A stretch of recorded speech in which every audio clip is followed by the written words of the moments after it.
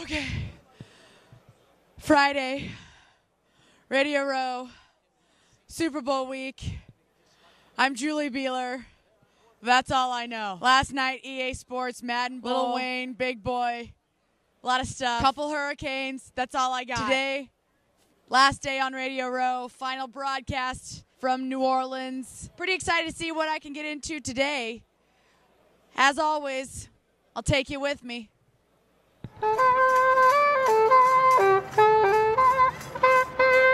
Cam, were you kind of surprised to find out how important nutrition was? I mean, you're kind of a freak of nature athlete, and then you add to that some nutritional understanding, and I'm sure you've taken your game to the next level. I really was surprised, you know, and then, you know, when I first got on board, one of the things that I had to do first was go through a schedule of what I eat on a day-to-day basis. And when I wrote it out and I was, you know, sitting down and talking with Shane, I was like, oh my God, I really ate 3 Twinkies, followed by potato chips, peanuts, not even eating a real meal. You know, it makes you look at yourself kind of differently, but at the same time, you know, the older that you get, your body starts showing what you get or what you're eating. So, Colin Kaepernick is in the Super Bowl. He's got some wheels on him. Crushing it. Crushing it. Actually, me and Colin was roommates in, you know, the combine.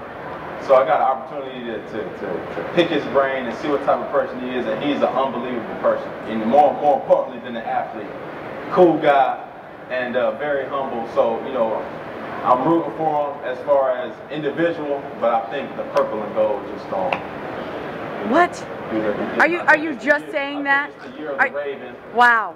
And when I say Raven, I'm putting a Y after a Raven. But I'm a big fan of Colin. You know, the talents that he has are very rare, especially in this league. And, you know, having the ability to hurt the defense or attack the defense in the you know, dual threat fashion, being able to attack them, throwing the ball as well as running, it can be very dangerous.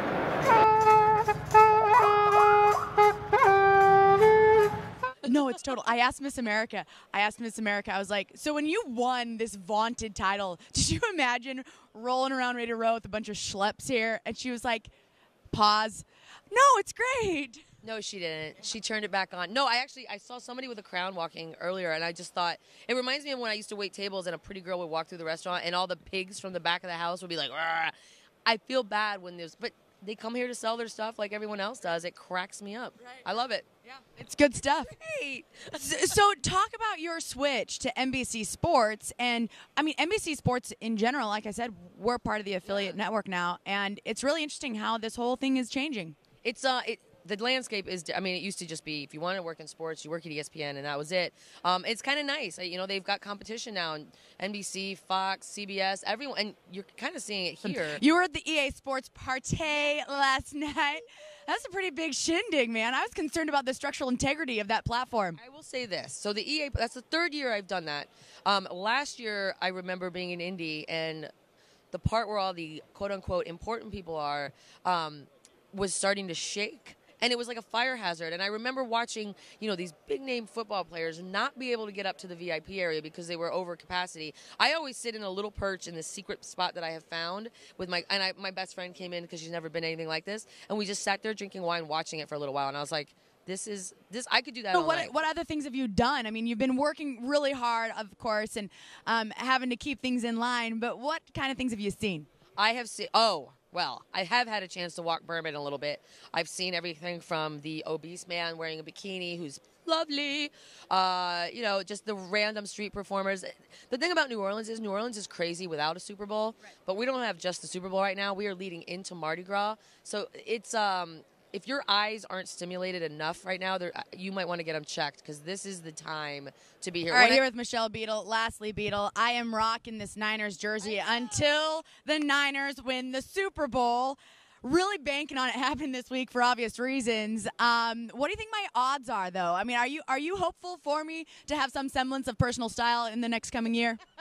No, I actually am. I know the Ravens started out as favorites. As the week has progressed, the Niners have kind of inched their way back up there. So yeah, I'm hoping for you. And I like this Kaepernick kid. What's not to love? You know, he is badass. Yeah, he is. He makes these old white sports dudes so uncomfortable because he does not look like what they think a quarterback is supposed to look like. And it's like watching my dad get uncomfortable. I love it. I love it. I hope this kid comes out there, it's his 10th start in the league, and wins the Super Bowl. It'd be amazing. Awesome stuff. It'd be amazing to be able to celebrate. I would actually buy a 7 jersey. This is the last quarterback to bring us a Super Bowl. So I'm rocking Steve Young until someone else does it. And then my first child probably named Kaepernick. Eesh. Or Cap. Cap's a kind of cool name. Let's go Cap. Cappy. There it is. She's Michelle Beadle, NBC Sports. And Crossover. Congrats on the new show. Thank you. Thank you. All right, we'll let you go. Thanks for your time. So awesome. Here with Steeler cornerback Ike Taylor. Ike, you're having a good night last night, my man. You were at Harrah's, and you weren't gambling. You were just enjoying the night with Snoop. I was vibing. I was enjoying the music. I was enjoying myself. I was just enjoying the moment. Because I'm wearing the Niners jersey until they win the Super Bowl, and you've played against Joe Flacco, and you've had to deal with those bombs he can launch. That's kind of the big story, what they're going to do in the passing game. What advice would you give the DBs for the Niners to be able to defeat the Ravens? Stay deep. Try to keep the top on the roof, meaning try to keep Torrey from making them big plays, because it's going to be at least 4 or 5 times throughout the game where they're going to try to throw over. Of course, Joe Flacco has the arm, and of course Torrey Smith has the speed. So if you can keep the top on the roof, as we would say, everything will be all right. If you blow the top off the roof, it's going to be a long game. It's going to be a real long game. Can you give me a prediction, Ike? After you saw the Ravens twice, you see them 3 times a year a lot of times. You know this team so well. What do you think is going to happen Sunday? You think the Niners are going to come out, or you think the Ravens are going to come out on top? What I want to say for the 2 teams, I can't say it live, or I can't say it on TV. I can't say it on radio. I can't say it over the internet. So I'm sure it's going to be a good game. Wait a minute. You can't say it. Will I be taking the jersey off on Monday, or will I be wearing it for 2013? What I really want to say, I can't say. Why not? Because it wouldn't. Because of the rivalry, and you don't want to give the Ravens any fuel for next year? It's just me not being in the game. I can't say what I really want to say. So right now I'm being stubborn. I'm being selfish. I'm being a bad sport right now, but I don't care.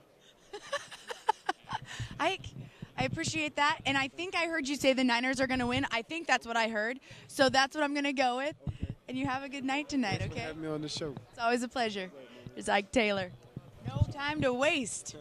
Here with Kyle Turley, the Saints 98 first-round selection, long-time offensive tackle in the NFL. Kyle, when you look back on your playing career, what do you think sticks out the most to you in your mind about the evolution of the game, where we are now for this Super Bowl, where we were in 98 when you were a rookie? It has definitely evolved. I mean, the game has evolved. The atmosphere around the game has evolved. We're paying attention to so many more things within the game of football, what it's about. Such an unbelievably huge business that, it's awesome. At the end of the day, the short answer. It is awesome. And do you think that with that magnification of the game, the magnification of the issues around the players of this game has become really at the forefront? Most definitely, because the game of football has now had the time to go through cycles to where we're seeing these statistics, and it's shameful in the way they've been treated in the past, and that doesn't need to continue to happen.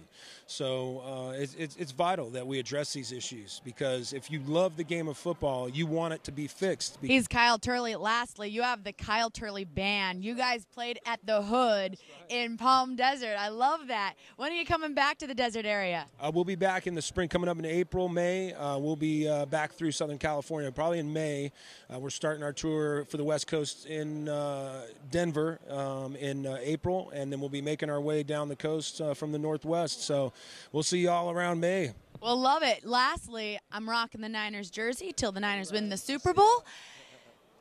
Am I going to take it off Monday, or am I going to wear it through 2013? I think that their offensive line and that quarterback kid, I know this is a lot of pressure for him to deal with. If he can continue his mindset that he has, an unbelievable mindset, and not make mistakes. That's what he needs to just focus on, doing what he can do and not try to push it, But at the same time, I think that Harbaugh's going to give him the ability to run with it, and just say, dude, we're here. Go. Just do it, man. And if I think he plays with that reckless abandon that he's played with, just knowing that he's prepared himself to be in this position, he's got the other guys around him to make sure that is the case. Kyle Turley, thank you so much. Pleasure. We'll see you in the desert in the spring. Here with Will Witherspoon. I'm not violent. Only when I get those hurricanes in me and then something happens. No, I haven't even had. I had one sample, Will, of one of those hurricanes, and it was enough for me. I was done. No. You got to stop along the way and grab one at every location. You got to taste the difference, see who's got the best mix. Okay, I am not capable of such a thing. Oh, come on. That's why you bring friends. Okay, all right. Will, last night you were at EA Sports, and I found Super Bowl week is a crazy week, and I was watching the Madden Bowl fake football, and I was so entertained by fake football, Will, that I had to come back and watch the conference title games on my computer. Do you get like that? Like, do you get so sick of all this stuff that you're just like, can I please have some football? I get overwhelmed with it, too, at the same point. It's what I do every day. I'm watching tape, breaking things down. So it does get a little different. Right. Too competitive sometimes. No, it's never too competitive. Okay. You can't be too competitive. Like we could have coin flips going right now, and I'm like, all right, I'm gonna win. I'm gonna keep going until I win. Right. 3 out of 5, 7 out of 92. I don't care. We're gonna get it. Do you think that's necessary to be successful in the NFL? You got to have that burning fire in the belly. You definitely got to have that competitiveness. Like, you have to be prepared and want to know that. You know what? Oh man, I just got beat on this one. Guess what? All right, you got me for one. What's the next 2, 3, 4 is what you already got to think about. Like the next play is what it's about. You have to have short memory, and that's part of it. You got to have that. All right, you got me, but guess what? I got you. Right. How much of the mystique of being an NFL player is real, and how much of it is perception? I'd say it's really about 50-50. I mean, you can't really get an understanding of the full picture unless you're in the locker room, unless you're doing what we do every day. Will Witherspoon, my guest. So now let's talk about these two matchups, Will, because I'm fascinated to get your take. I'm pretty sure you like San Fran. Yeah, sort of. It was tough, but it's really tough. It's tough to decide. It's really tough when you're wearing the San Francisco Not sure. jersey. Well, I've been wearing this every day since they won the conference title. That's okay, though. You're like the people in the, what is that, the Bud Light commercials now, right? You sit there, I got to do what I got to do. I used to live in this apartment. Right. I got to sit right here. Yes. Yeah. True story, though. I am not superstitious, except when I was watching the conference title game, I sat down for the first quarter, and the Niners were getting hammered. I stood up for 2 minutes, and they scored 2 touchdowns, and then I'm like, oh, that's great. I sit back down. The Falcons come and score another touchdown. So I stood for the entire second half, and the Niners did not allow another point, Will. It does work. What are some of your superstitions? I really don't have any, but I do have a couple of quirks. Like everybody will tell you, one of the biggest quirks I have is I sleep before every game. I will walk in the locker room, game day. I get my socks on, get taped real quick, throw my pants on, throw my pads down on the floor, put a towel over it, and go to sleep for about 30, 40 minutes. Wait a minute. Where do you sleep? On your pads? Yeah, I sleep in my pads, actually. Head in the pads. So you don't have a blow-up mattress or anything like that? You're on the ground? Yeah, exactly. I mean, it's one of those things that it allows me to just let my mind be clear. I'm not letting the day get overwhelming. It's one that's just like, okay, you don't let anything else that's going on get too involved. So put the headphones in, gone for a little while, wake up refreshed. About that time, it's time to throw the pads on, stretch real quick, go out of the field for warm-ups, and go. Okay, so if you see me just sprawled out here with some headphones on and I'm fast asleep, could you make sure nobody gives me a hard time and just be like, leave her alone? She's prepping for her broadcast. I could do that, Okay. We can make sure you get that taken care of. But at the same time, though, we got to understand that's got to be part of your routine now. Because now, apparently, you got to stand up for the entire Super Bowl if you want your. I'm standing the whole Super Bowl. I'm just saying. I enjoy both sides, and for my own personal reasons, I always look at it from the standpoint of, hey, I really don't mind who wins because I'm not out there. Right. Is a part of it. But the other side is I respect a lot of guys on both sides, right. And I want to see everybody be successful and win that trophy because it's few and far between. I mean, that's one of those that I played in one Super Bowl in 11 years, so it's a great thing to get there, get in that spotlight, and do what you do. All right, he's Will Witherspoon. I'm going to take a nap now. This is Buehler's Day Off, Team 1010, KXPS.